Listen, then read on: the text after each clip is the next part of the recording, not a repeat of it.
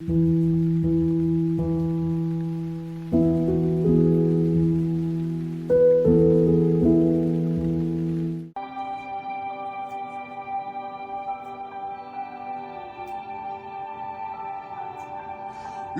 viendra le Paraclet que je vous enverrai d'auprès du Père, l'Esprit de vérité qui vient du Père, il me rendra témoignage. Mais vous aussi, vous témoignerez parce que vous êtes avec moi depuis le commencement. Mais vous aussi, vous témoignerez. Donc, dans le témoignage, il y a le témoignage en nous et le témoignage au travers de nous. Jean 15, verset 26 à 27. Le témoignage en nous, c'est Romains 8, verset 16. Le témoignage au travers de nous, c'est Jean 15, verset 26 à 27. Alléluia. Je ne sens pas que tu es béni. Tu ne partages pas, on est à 42. On ne sent pas que, tu es en train. Vous savez, ce qui fait que nous sommes consistants, nous croissons, c'est la nourriture. Dans le moment quand tu entends ces genres de messages, où on ne vient pas pour te boire, vous savez, quand quelqu'un passe son temps à chercher de l'énergie, lui-même il est sur haute tension, il est haute tension lui-même. Dans tout le monde peut exploser. Il y a un désir, mais quand tu sens que tu es en train d'être nourri, il faut qu'on sente que, bon, souvent aussi quand on sent que c'est en train d'être nourri, on est sérieux. Alléluia. La deuxième chose, ce sont les fruits que nous produisons.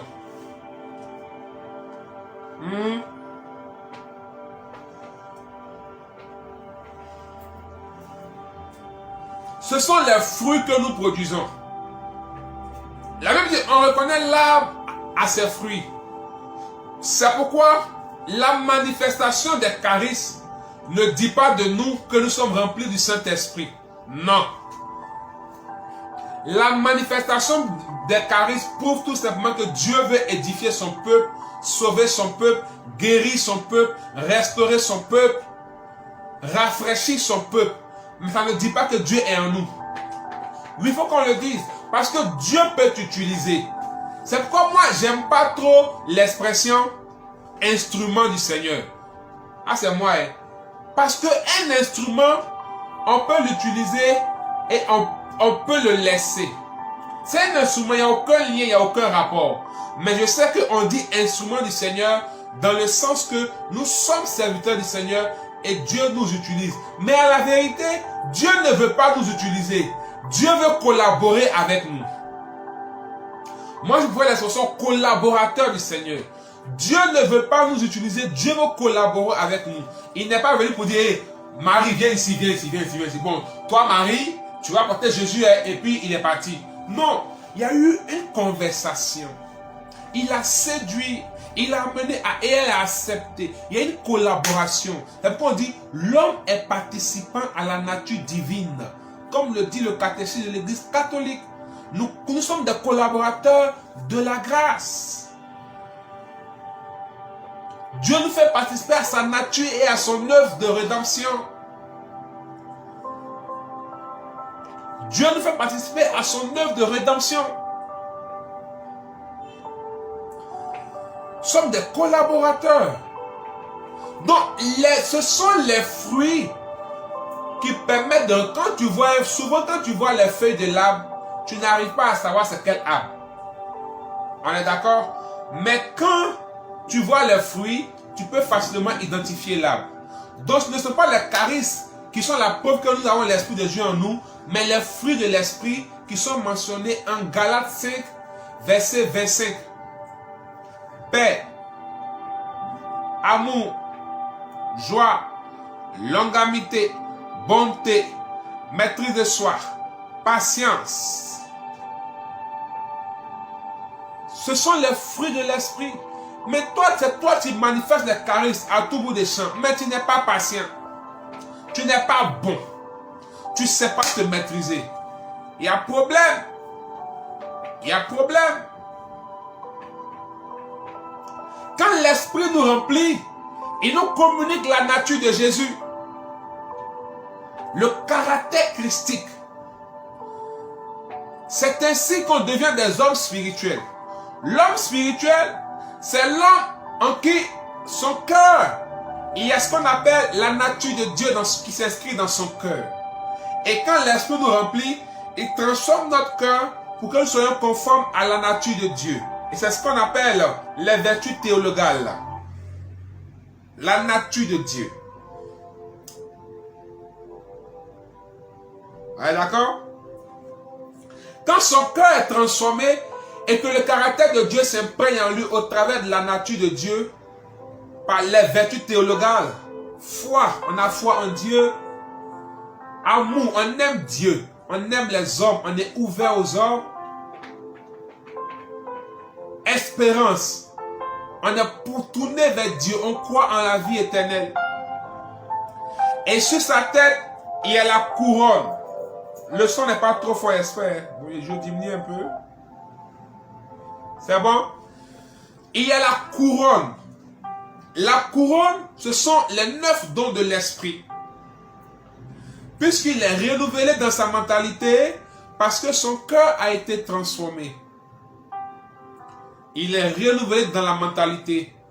Alors, les dons de sanctification le conduisent. Ses sens sont dominés par le Saint-Esprit et ses pulsions sont assagies. Donc, désormais, son appréhension, sa conception, sa compréhension et sa perception sont guidés par le Saint-Esprit, d'où les dons de sanctification dont j'ai parlé tout à l'heure. Donc, il ne marche plus par la vue, mais par l'Esprit. Maintenant, c'est pas. Je suis en train de je dis, quand l'Esprit te remplit, produit des fruits. Il y a le témoignage, ensuite les fruits. Je suis en train de vous expliquer l'homme spirituel que ça donne comme fruit. Parce que je dis, arrête d'être chrétien, deviens spirituel.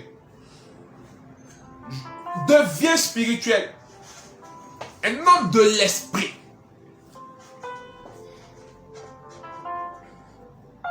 C'est l'homme de l'esprit qui est dans les hauteurs. Les chrétiens veulent être dans les hauteurs, mais ne veulent pas être spirituels. Ils sont des mecs chrétiens. C'est l'homme chrétien qui est dans les hauteurs. Vous savez, nous ne sommes plus sous le sacerdoce lévitique. Nous ne sommes plus sous la loi. Nous sommes dans l'air de la grâce. Et nous sommes dans le sacerdoce de Melchisédek. Oh, je vous exhorte à... Il y a un livre que souvent les gens ne lisent pas beaucoup, bien ne comprennent pas. Le livre de la lettre aux Hébreux. Oh, vous savez, c'est un puissant livre qui montre toute la plénitude de la grâce.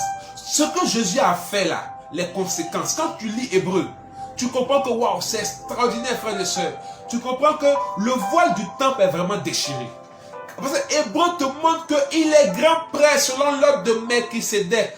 Il n'est pas grand prêtre selon l'ordre de Lévite.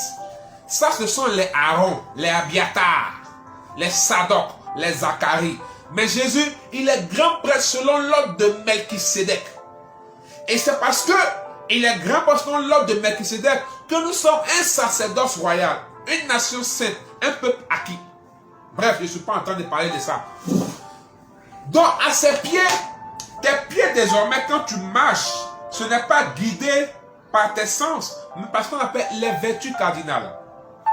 Les vertus cardinales sont des grâces. C'est-à-dire, c'est une grâce que Dieu nous donne, et c'est comme quelque chose qui est à la charnière de notre relation avec Dieu. Force, tempérance, prudence et justice. Donc désormais, quand tu fais tes pas, quand tu fais tes choses, c'est en tenant compte de ces 4 vertus-là que tu marches. Vous voyez, maintenant pour terminer, dans tes mains, symbole du service, il faut les charismes pour servir. Vous voyez là, tu es équilibré. Ton cœur a été transformé. Il y a les vertus théologales. Tu as la couronne des charismes. Et plutôt des dons sanctifiants, dont tu as corrigé. Tes pieds, vous savez, il y a beaucoup de chrétiens, même dans l'œuvre de Dieu, même dans la manifestation de l'onction, même quand tu as la puissance, tu peux faire des erreurs.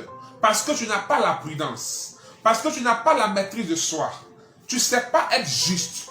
Tu penses que la Bible, par exemple, la Bible dit, si on te gifle sur la joue droite, donne ta joue gauche. Donne toi aussi comme un pas. Tu dis que même pas ici, le Seigneur dit même pas. Amen.